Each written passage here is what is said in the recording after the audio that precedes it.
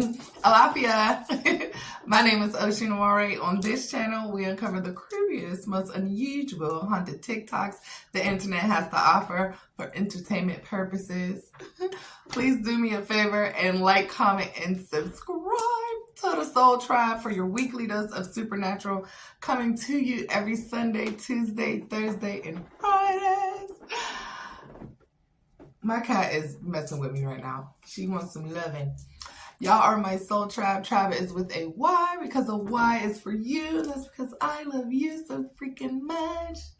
Not as much as I love my baby though. I appreciate y'all for being here with me per usual. I appreciate your time and I do not take it for granted whatsoever. Look at her. She just say hi. Say hi to the people. Say hi to the people. Look at her. And she's so cute. Anyway, and today's shout out goes to Mr. Anton Griffin, 3367. What's up, bro? He said, much love from your favorite Soul Tribe couple, Megan and Antoine. We love you, Oshun. Hi, y'all. I love y'all too. I love my couples. Oh, that's so special. You better treat her right. You better treat him right. Make sure y'all honest with each other. Make sure you communicate all the time, no matter what it is, good or bad. Make sure that you can trust each other with each other's lives as well as each other's pockets and everything else in between, okay? Sending good love, good vibes, and good energy, good sex, all of that. Yes, take it. Thank y'all. I appreciate y'all so much. All right, let's get into this. Aleister Crowley, known as the wickedest man in the world. But why? Buckle your seatbelts and clench your rosary, because things are about to get weird. Edward Alexander Crowley was born on October 12th in 1875. A Libra, huh? We'll talk about that later. He grew up in a very wealthy and very religious household. His father was a preacher. He would sit at dinner reading the Bible every single night, the whole 9 yards. But the more they tried to push Christianity onto their son, the more he wanted to rebel against it. His mother labeled him as the devil and gave him the nickname as the Beast.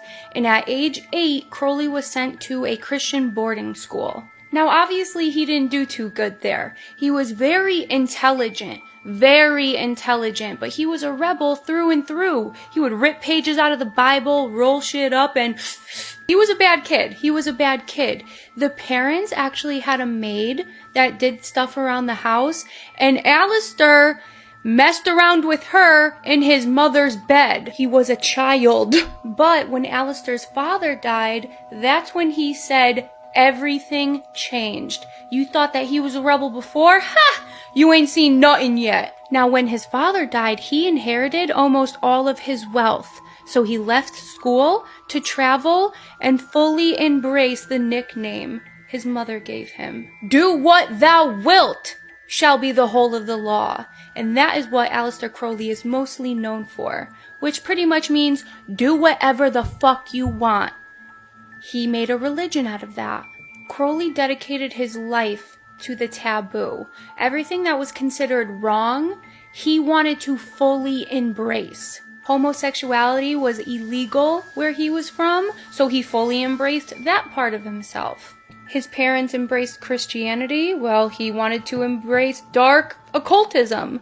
Crowley is pretty much the reason why all Christians fear the occult. He was the ultimate dark magician. He believed the more that you can tap in to the evil, dark, animalistic side of yourself, the more power you can harness. He was a drug addict, a sex addict, he summoned demons, he did some 2 girls, 1 cup type of things, but he was also a poet.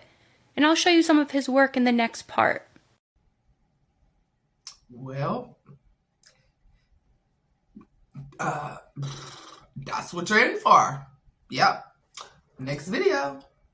A lot of people state that Aleister Crowley was summoning demons. He was into metaphysics and a student of the dark arts. He was very interested in the supernatural, and he also is a founder of his own religion. He would teach that everyone have free will, but love is the law. Now, Aleister Crowley was born to a wealthy family, and his father would pass away and leave him a lot of cash. Aleister Crowley would then take this trip to Cairo, Egypt. And this is the location where Aleister Crowley summoned the spirit Aiwass. He would meditate, astral project, and talk to this spirit. Now, this spirit gave him all type of secrets of the earth, and the spirit also gave him the book of the law. And if you guys get this book, it sounds like poetry. It sounds like a love story. There's no evil within it. People like to scare you away from true knowledge, and I'ma show you why. The name Aiwass would also be translated over into Horus, the sun god. This was the ancient Christ that Aleister Crowley was talking to. And the god Horus told Aleister Crowley that he will return, and he will come back to sit on the throne. I hope y'all like the lecture. Part 2 coming soon. Peace, family. Interesting. Interesting. Wow. Underneath the ground.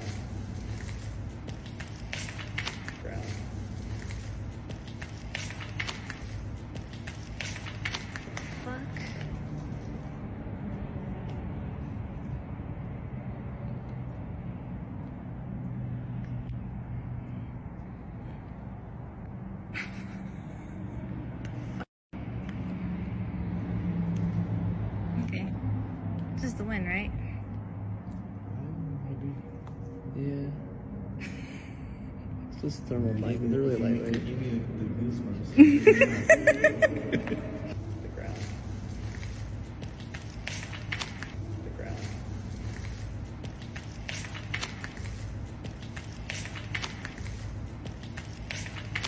Come here, rude boy, boy, can you get it up? Come here, rude boy, boy, is you big enough? Take it, yeah, baby, baby, yeah. Take it, yeah. Come here, rude boy, boy, boy, boy, boy.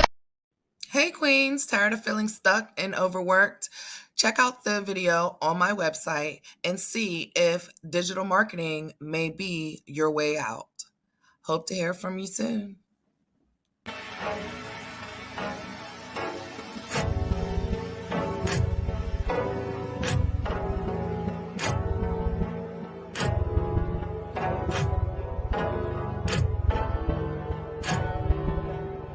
Did you know that setting aside as little as $300 from each paycheck into a max-funded IUL instead of a 401k can give you $610,000 tax-free money and will provide you with $60,000 a year tax-free in retirement? Comment IUL below if you want more information. If you're open to being a financial professional licensed in your state, please send me an email at essence@tenaciouscashflowacademy.com.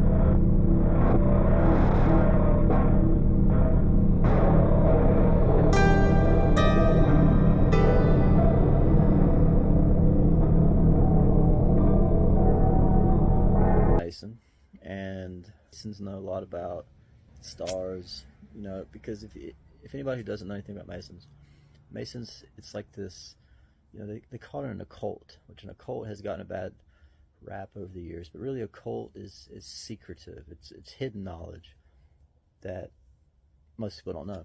So the Masons were just, you know, they were obsessed with it, and for good reason, because the one thing that people throughout history have benefited from is knowledge that not everybody knows. You know, think about it. Kings knew things that the average peasant didn't know. the church knew things that the average parisher didn't know, and our government knows things that the average, citizen doesn't know. This is how they stay in power, because it's the knowledge. It's knowing things that other people don't know, whether it's ways to make money or ways to extort people, whatever it is. Aleister Crowley was a 33rd degree Mason. He was one of the highest degree Masons you can get. They say after you get to a certain degree, it's very occult stuff, because it goes back into ancient times. The knowledge in the books, the literature is very old. It's it's Egyptian, it's Mesopotamian, Sumerian, it's maybe even Anunnaki, I don't know. But the significance of April 8th is gonna maybe shock you, maybe it won't. It shocked me when I found out about it, because it's pretty significant.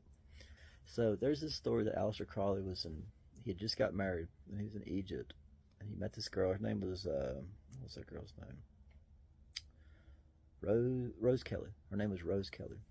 So he married, I don't know how long they were married, but he was in Egypt, in Cairo, and Rose Kelly came under a trance. And for 3 days, she literally just spoke all these words and said all these things that were just unbelievable. So they were written down, and they ended up becoming the Book of Law. That's what Aleister Crowley called it. And the day that she started doing this was April 8th, 1904. So later on, Aleister Crowley, he started all these different religious cults all over the country, but one of them was called Thelema. Thelema? It's Thelema. It's the Greek word for will. And in the Thelema, these are basically, I guess they're satanic cults, and they believe in all the earthly desires, everything earthly. That's the difference between Satanism, Christianity, and other religions. Satanism is all about earth. It's all about, giving in to everything you want here on earth, while other religions are about transcending and being better than your surroundings, being above the laws of just earth and nature, being godly. The equinox of the gods. Here's my perception on it. You think about it, like we live in a planet. We look up and we see stars, and the stars have given us direction since we learned how to read them. They used to be able to direct us on how to get from point A to point B. They used to be able to direct us on when to harvest and when to sow, when to plant, when to do all these things to survive.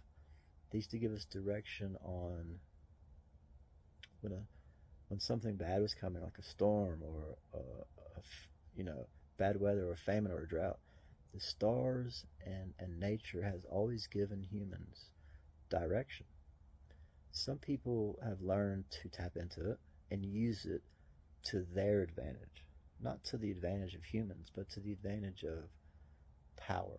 The reason I'm saying this is because I think there's going to be a lot of negativity and dark stuff happening in the near future, and do not give into it. Do not let all these earthly things control your future, humans' future, the future of the world, the future of animals, the water, the plants, the insects, the birds, everything. We still have the opportunity to make and to keep Earth as godly as we can. Now we're losing it day by day by giving in to everything that is earthly. Gluttony, lust, envy, greed, all these things are so human. They're so human to want more, to want this, to want that. And these are the things that really sidetrack us off of our life of what should be. I'm not getting scripturalist. It's just crazy that I'm talking about it like this, but I wanted people to know that April 8th was actually a holiday for Aleister Crowley. It was one of his most important days in his life because it kind of defines his future track in life by controlling the minds of people through the manipulation of convincing people that somehow he was given this information by something higher than himself. Some spiritual entity picked him to do all this stuff. Now let's say that he was given this information by the worst spiritual entity, the most earthly thing that cannot leave the earth, the devil, everything that wants to keep people here. Because when people chase the devil, they chase everything earthly: the money, the fame, the lust, the greed, the control, the power, all these things in this little small, it's like life's a game, it's a test. What is it going to take to break you? Just like all iron, ore, copper, brass, everything has a testing, then it breaks. Everything melts, everything bends, everything changes. And that's kind of like what life is. It's like the great kiln, the great iron ore to test to see what are your breaking points.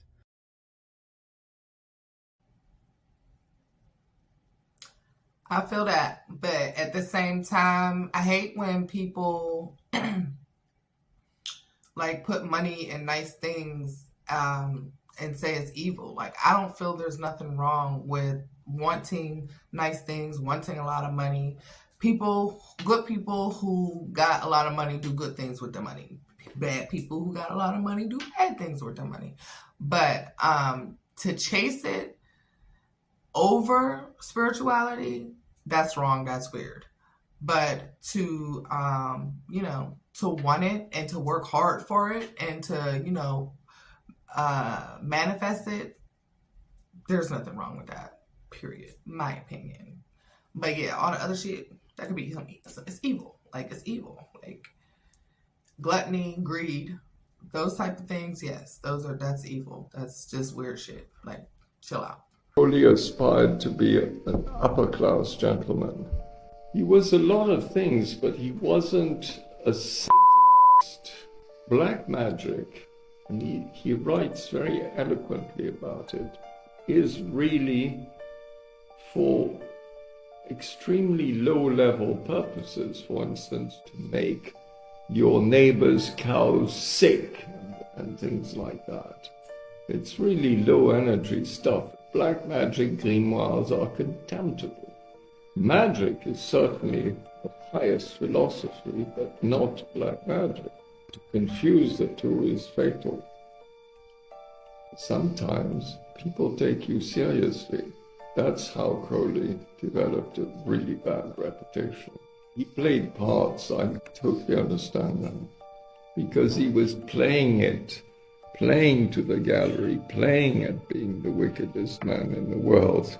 I mean, it's so ridiculous. I can't find the right words to say how much I despise this kind of tabloid journalism. They were the ones who went after him and who convinced the public at large that Crowley was a s***ist and so on. He had a wicked sense of humor, and he did extremely amusing things. For instance, he made a very large bet that he had to take 11 other people out to dinner. It was his invitation, but at the end of the day, someone else would pick up the tab. The way he did it was, when the tab came, he pulled out a 1,000-pound bill. In those days, it's the equivalent of a $250,000 of today. Nobody could provide change for that kind of money, so somebody else picked up the tab, and on it went through a week of the best restaurants, and this huge bet was won that way. That's funny.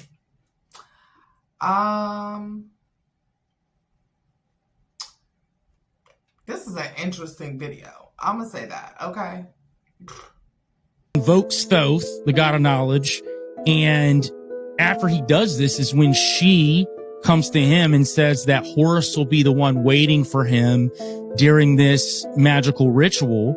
And when he gets in contact with Aiwass, and Aiwass basically takes over him, and he automatically writes the Book of the Law, each chapter is represented by 3 god forms. You have Nuit, Hated, and Rahor Kuit. Now, interestingly enough, Nuit, which is the first one, is the Egyptian goddess of the night sky called the Queen of Space.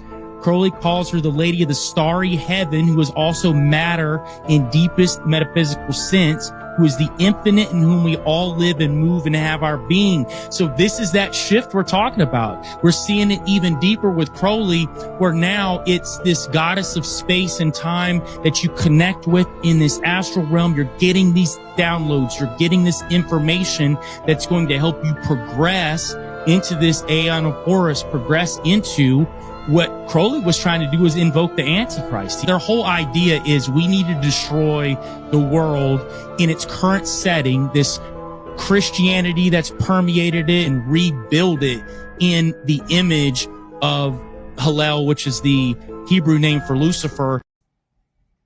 The fuck? Oh, man.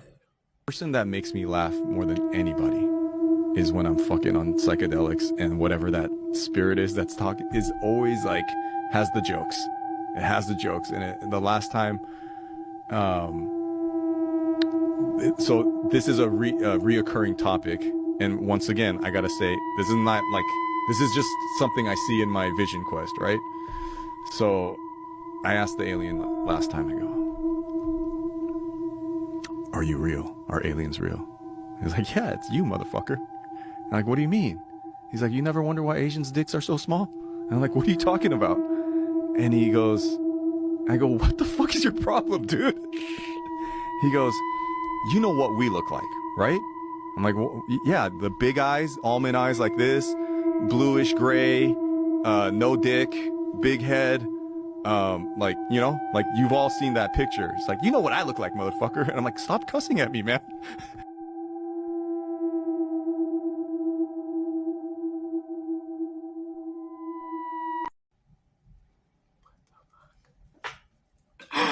Oh my God. This is so crazy, yeah. He's showing us what he's all about. And you got to know Aleister Crowley to know what that means. Do what thou wilt. Even if that includes R and PDF. And that was one of his teachings. He believed that the innocence of a child helped harness power. They practiced sex magic. They will also perform these rituals with 2 male magicians. He would also use bodily excrements, which he called the cake of life. Hence the Red Hot Chili Peppers' blood, sugar, sex, magic. Crowley was heavy into Egyptology and Egyptian mysticism. Egyptians were big on phallic worship, hence where we get the obelisk from. Horus is the nephew to Set. In contending for the power of the throne, this is what he did to his nephew. Crowley would say that the eye of Horus is better than the mouth of Isis because of what Set did in his eye. Shout out to Brother Unplug him. He talks about that a lot because they don't want women. They want men. They worship the unholy trinity, Isis, Horus, Set. This is at the Vatican. They will tell you that it means I have suffered. But they know what it means, not to mention the sundial in the back, which is probably why priests and popes have so many allegations against them. I've been to Rome a couple times. They have several obelisks that they stole from Egypt inside the Vatican. Dr. York, or Dr. Malachi Z, was another one who was heavy into Egyptology. And well, you know it, he has several allegations against him too, which he is currently serving 135 years. They said it was so many charges that they didn't include all of them because they didn't think anybody would believe it. He had a tremendous impact on early hip-hop, which is probably where Jay-Z got the Z from in his name. In this video, he shows a picture of Dr. York, and you can also hear him preaching in the background. Here's another depiction of him. And like Crowley, he also talked about aliens, which we know is also the fallen angels. Africa Bambaataa is another one who's heavy into Egyptology, who has had grown men come out and say he's abused them at 12 and 13 years old. They mixed up so much of the truth. Okay, what the fuck? No, baby. No. Hell no. Do I gotta get into it? I'm not getting into it. But no.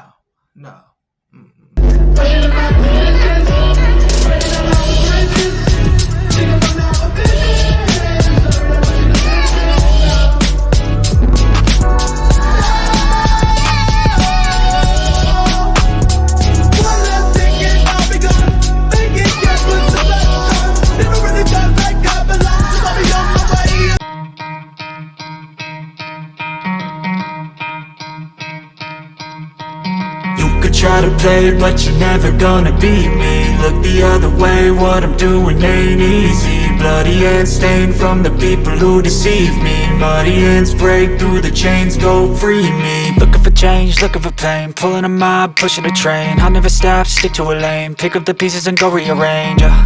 I'll be the best above all the rest, put me to the top. And then I heard him like, oh no. He said, I'll be dead by dawn, and then repeated it over and over.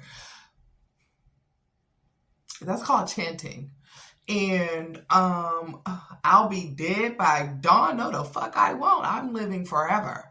But that's crazy to have in a song. I don't know who he is. Y'all know who he is? I've never seen him, never heard his music. But Suicide Boy, that's his name? That's his name? Or that's the group's name? Suicide Boys?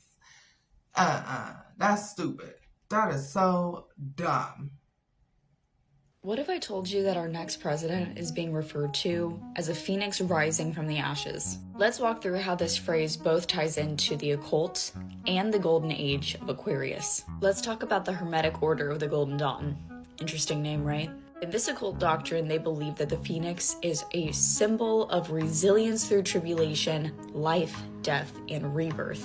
Golden Dawn is a magical order that's active in Great Britain, and their teachings emphasized theurgy and spiritual development. The Golden Dawn is directly associated with Aleister Crowley and his teachings of do what thou wilt, which are the basic emphasis on Genesis 6 in the Marine Kingdom. So this order was divided into 3 parts. First order only focused on esoteric philosophy and Hermetic Kabbalah, as well as the classical elements, astrology, tarot, and geomancy. The second order was called the Red Rose and the Golden Cross, and they focused more on scrying and alchemy. The third order is a lot more interesting. They are called the Secret Chiefs, and get this, they are believed to be highly skilled spiritual entities who are the authorities of this order and basically directed the agenda to the lower levels. So this order is literally documented to be under direct control from fallen angels. And here's the kicker. With its founding in 1888, Golden Dawn claimed that its founding would usher in a golden age for the world. Is Thelema a religion? 93. Crowley addresses this topic in Magic Without Tears in a chapter under the same title. He actually remarks that you can call it such, but he fails to see what you've gained in doing so, and you've worked, and I quote, a certain stupid type of mischief. What mischief is that, you say? Well, by bringing forth the idea of religion, and this is my opinion, not Crowley's, you actually bring forth all of the baggage you have around religion, and that can actually color your perspective about what Thelema can or cannot be. So call it a religion, or a religious philosophy, or whatever you want. Just be aware of the reasons you're doing it. 93. Sacrifice. In Crowley's Book of the Law, he gives evil and twisted instructions in regard to the ingredients of spirit cooking, which he claimed were dictated to him by a spirit entity named Aiwass, whom he identifies in other writings as Satan himself.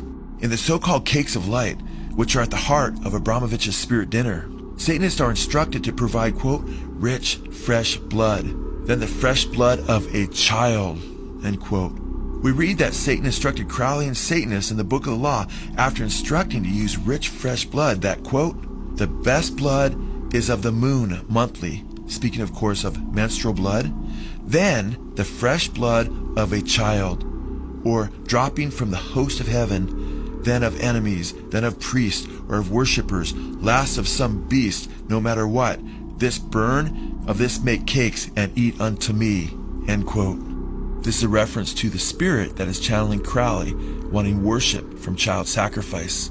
A sacrifice that Abramovich and John Podesta, and who knows how many others, potentially practice. Incredibly, in Abramovich's spirit cooking video, we see her bring an effigy of a child that she puts near the wall with the other ingredients as part of the spirit cooking dinner. She then proceeds to splash the child effigy with blood. The demonic entity that identified itself as Satan to Crowley demanded to be worshipped by the sacrifice of children repeatedly. The Book of the Law commands, quote, "Worship me with fire and blood, worship me with swords and spears, let blood flow in my name, I will give you their flesh to eat, sacrifice cattle after a child. Kill and torture, spare not, be upon them," end quote. Crowley wrote much about sacrificing children to Satan and instructs initiates in his book Magic and Theory and Practice to engage in child sacrifice. He stated, quote, "A male child of perfect innocence and high intelligence is the most satisfactory and suitable victim. But the bloody sacrifice, though more dangerous, is more efficacious, and for nearly all purposes, human sacrifice is the best," end quote. Here we see Lady Gaga and her good friend, Crowley and satanic spirit cooker, Marina Abramovich, participating in a very disturbing blood-eating simulation. Abramovich seems to have a real strange fascination with blood sacrifice and even cannibalism. Here we see her walking around one of her so-called art shows where cakes are formed into human bodies and then eaten. Different celebrities appear with her at this show, including Blondie and Gwen Stefani. Of course, Lady Gaga is not the only one that Abramovich has had such a strong influence on. She has also influenced the music of Jay-Z. Child, the fuck? I don't like it. So y'all gonna get this good energy right here, and we gonna release that shit. We do not accept or receive none of that energy. Okay? Hell no. Hell no. And nothing in this video. None of it. None of it. Not in any single one of these mini TikTok videos. We do not. No. The fuck? A lot of what Aleister Crowley was doing was attempting to conjure a demon and or enact deals with the devil or things like that through rituals to gain power. He was kind of known as very messy, not thorough, didn't stick. He was like a drug addict, super deep into sex magic and things like that. Like his assistant for hours and hours and hours out in the desert. It's like a ritual. Well, damn. He was also known for like starting rituals and not finishing them, which is a huge no-no. So I recently was listening to an episode of Mysterious Universe where they were going over the devil in the music industry and how pervasive it is that people talk about selling their soul to the devil. I will dive deeply into this sometime. The basic hopefully. But you talking about how to conjure a djinn and use it for power, use it for you, is like the same exact thing and the same process Aleister Crowley was engaged in. There are places around the earth that are known to have like a higher energy level. Say the devil.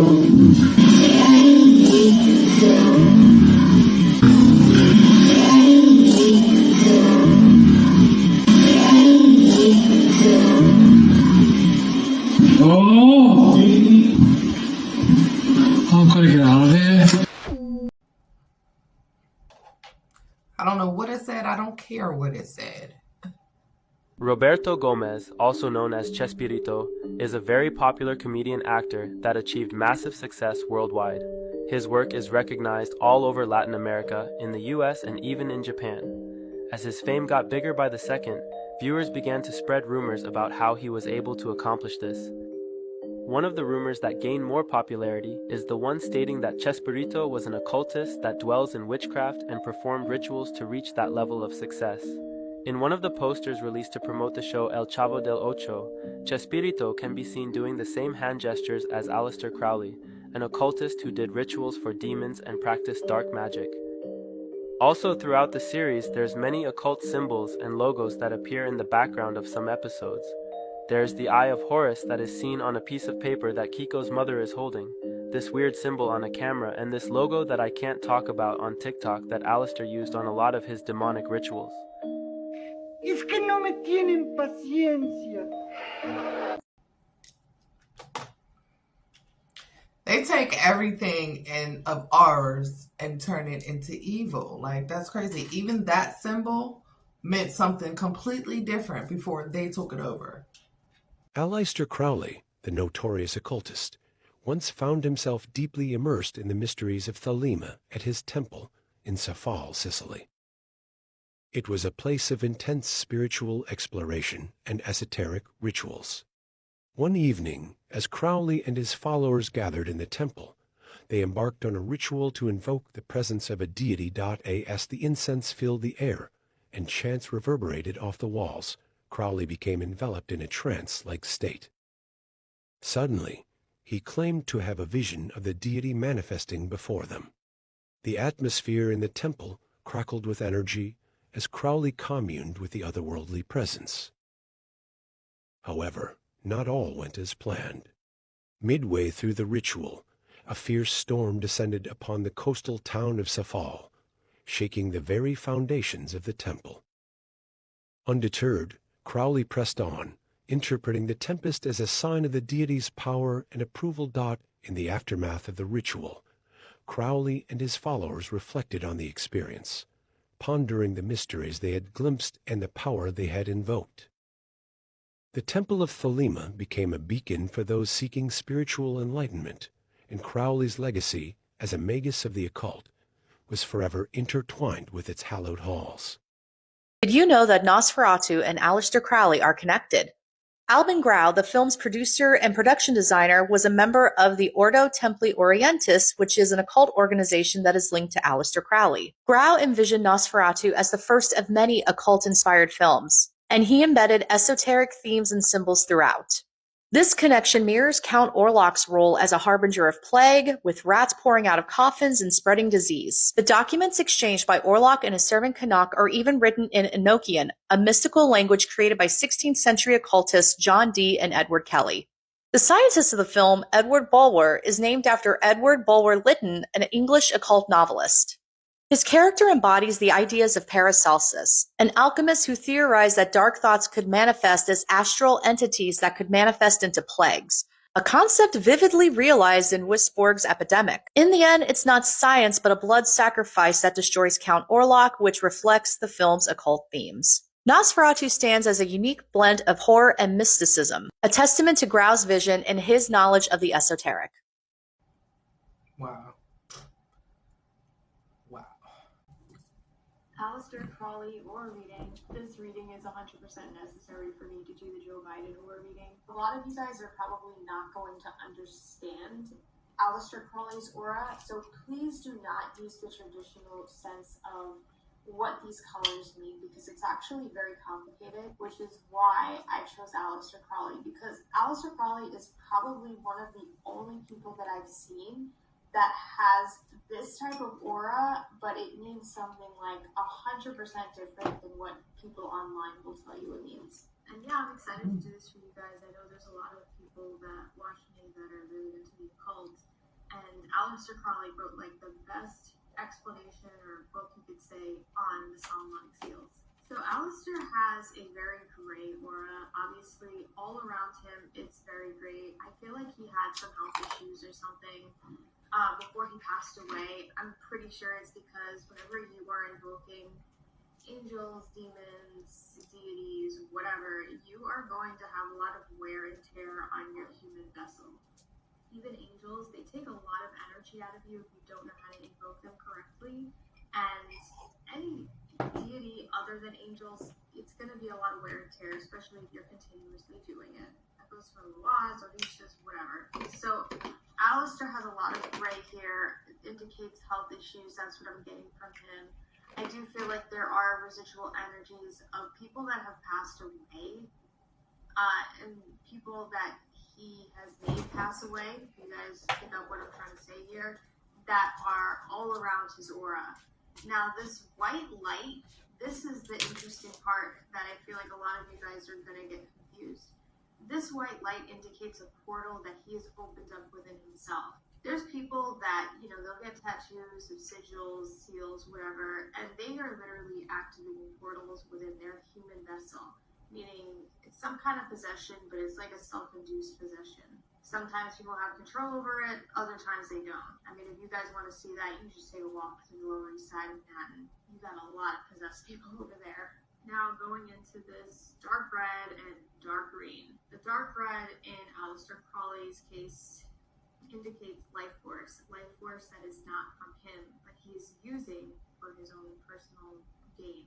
I don't know if people ever said that Aleister was a serial, but he may have been, or he may have hired other people to be, I don't know, but he was involved in some serious life force sacrificial magic. And that is very apparent on his aura, because a lot of the people that he has the life force from literally don't even have souls left. They're coming through as just gray energy. If you guys want to know more about that, I've done a few videos on soul slavery and stuff like that throughout my channel. But pretty much what soul slavery is when you pass away and you are basically made a slave in the afterlife to do somebody's bidding, whether that person is alive or not alive. You are basically going to do their bidding for all eternity. You know, in the afterlife, there's a such thing as currency and power as well. Why do you think we give away ancestor money? We do offerings to people that have passed away. Well, maybe not as much in Western civilization, but in South America, it's a big thing.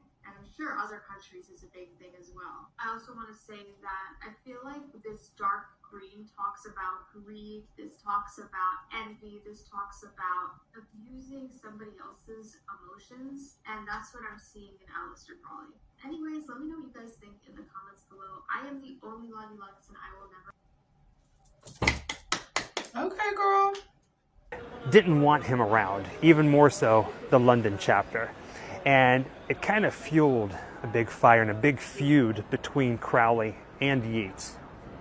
Standing here in front of George's Cafe, there's absolutely no markings or anything to symbolize that the Order of the Golden Dawn used to be here, the headquarters. But this door right here leads to a set of stairs that goes up to the second floor. And this is our story. Well, what happened on the stairs. So basically, what happened here at 36 Blythe Road is this. Aleister Crowley, the man who has a severe, intense, extreme interest in the dark arts, wanted to have a higher rank in the London chapter.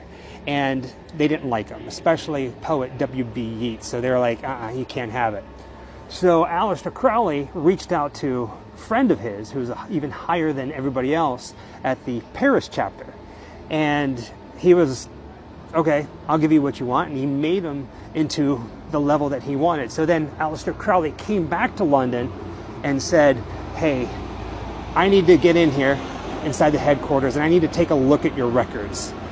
Give me access. And they said no. They refused to recognize his rank in the Order of the Golden Dawn.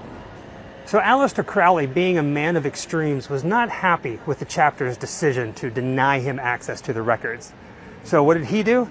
He decided, well, he's going to storm the headquarters, this door, this staircase leading up to the second floor, with all of his magical abilities, his dark spells and everything, and take it over.